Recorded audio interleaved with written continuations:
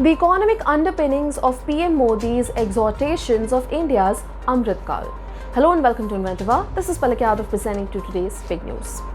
Addressing the nation on India's 75th Independence Day, Prime Minister Narendra Modi attempted to deliver a rousing speech exhorting fellow Indians to view the next 25 years as Amrut Kaal. On the one hand, he tried to infuse positivity among the countrymen, and on the other, he reminded them of the kind of effort, that is Sabka Prayas, that would be required for India to undergo a dramatic transformation by the 100th Independence Day. On the face of it, it looked like an out-and-out political speech. As such, the response can vary between being very enthused about India's future prospects if you are a supporter of PM Modi and berating the speech as yet another jumla if you are opposed to his politics. But the speech was not just political. It had clear economic roots as well. What's more, its success would depend on how many believe in what the PM says. It is no secret that since coming back to power in 2019, the Modi government has clearly stated that it expects the private sector to lead India's economic recovery. In other words, the government wants to reduce its role in the economy and let the private sector create new jobs by making fresh investments. To this end, the government sharply reduced the corporate tax rates in 2019.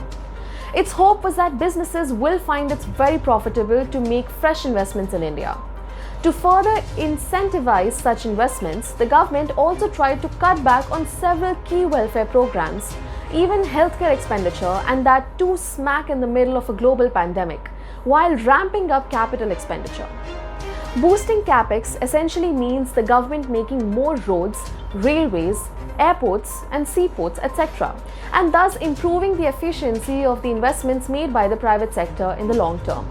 For example, a new road or a bridge or an airport cuts down transport or travel time and thus makes all the concerned businesses more efficient and profitable. The problem was a misdiagnosis of what ails with India's economic growth.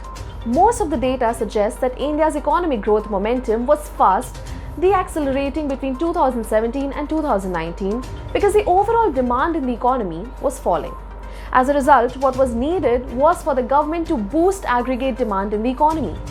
In the absence of adequate demand, most businesses were running on low levels of capacity utilization. But the government's approach to boosting growth was to look at the supply side.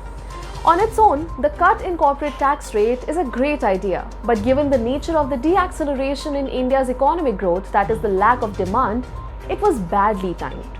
Not surprisingly, corporations simply pocketed the money saved from lower tax rates and instead of using it to make fresh investments, either paid off their past debts or increased their profits.